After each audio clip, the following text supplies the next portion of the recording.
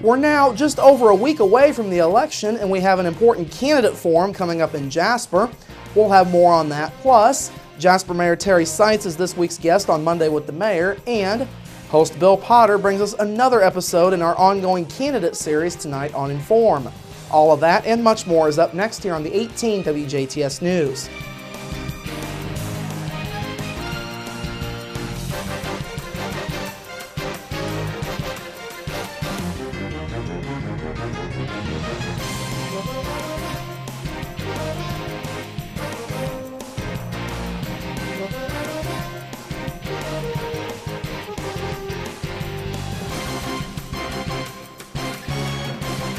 Hello, I'm Bradford Raths. We're now a week away from the 2014 general election, and tomorrow will be one of the last chances for area voters to engage with candidates for the District 8 congressional seat. Tomorrow evening, the three candidates for Indiana's 8th congressional district will be at the Jasper Arts Center for a public forum. That forum gets underway at 7 o'clock tomorrow evening. It's sponsored by Vincennes University and by the City of Jasper. The participating candidates are incumbent Republican Larry Bouchon, Democratic challenger Tommy Spangler, and Libertarian Andrew Horning. Dr. Alan Johnson is the dean of the Vincennes University Jasper campus. He says while some other debates only feature the Democrat and Republican candidates, having all three parties locally has worked well. Through all of the forums we've done, we have reached out to include a Libertarian candidate. For every year except one, we've had a candidate on stage from the Libertarian Party who has represented the party well. We feel that there's enough to be offered there and enough to be learned by the voters that it's important to include that party. Now, this year's forum will take place in two parts. The first part will see candidates appear on stage with a three-member panel. The panel will consist of two local news media and a VUJC student. The conversation is designed to be free-flowing and candidates can be asked different questions. Then part two of the forum will see all three candidates on stage with a moderator. Candidates will answer questions from the audience. Each one will have 90 seconds per question. Johnson is hopeful that folks will learn something new from tomorrow night's event. What I think is interesting is talking to people who say, you know, candidate X really had some solid, interesting things to say. Now, whether they vote for candidate X or not is another question. But I think people always learn something new about one of the candidates when they come to these. This marks the 5th congressional forum to be hosted in Jasper. The forums began back in 2006. Open seating will be available in the 675-seat Arts Center auditorium. Admission is free and no tickets will be required. Now, there will be a few rules in place for the audience tomorrow. These include no campaign signs, banners, etc. allowed in the building or on the grounds of the Jasper Arts Center, no applause or expression of agreement or disagreement with candidates, and no taking pictures or recording video out of the audience. You can listen to the forum live on our sister station, WBDC-FM, tomorrow evening beginning at 7 o'clock. 18 WJTS will be recording the forum. It will air back at a later date. Speaking of politics, current State Representative Mark Messmer is already looking beyond next Tuesday's election to some of the issues likely to come up during the 2015 General Assembly. Messmer is now stressing the importance of ethics and public confidence in state government as we head through next Tuesday's election and beyond. Messmer says the state's fiscal climate, low unemployment rate, and its rank as the best Midwestern state for business put the state in a good spot. However, Messmer says it will remain important for state officials to be accountable.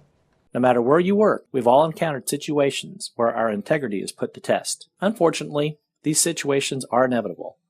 But it is important that when we do find ourselves in those situations, we do what is right and hold ourselves to the highest possible standard, particularly for those of us who are in the public sector.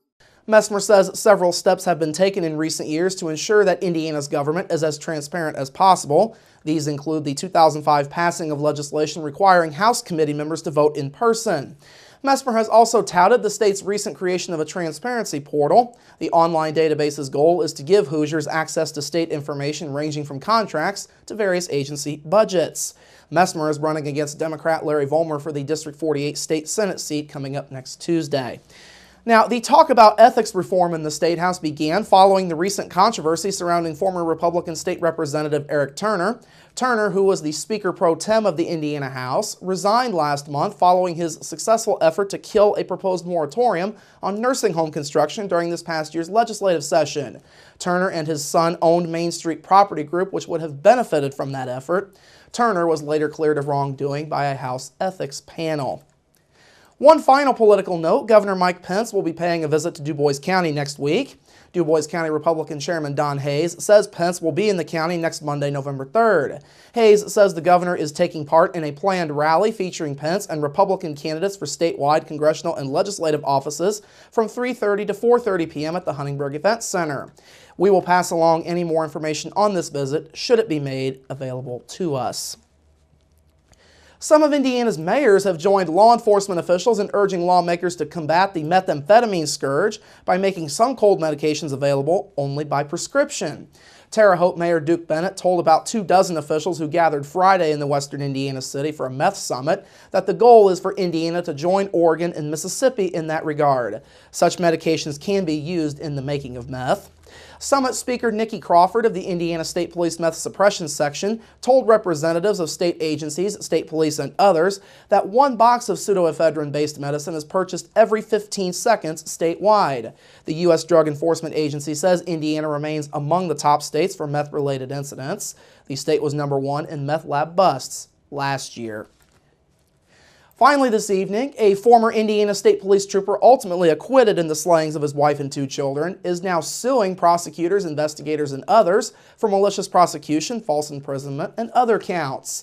An attorney for David Cam filed the lawsuit in U.S. District Court in New Albany on Friday, which marked the 1-year anniversary of his acquittal in his 3rd murder trial for the 2000 shooting deaths of his wife Kim and their children, 7-year-old Brad and 5-year-old Jill.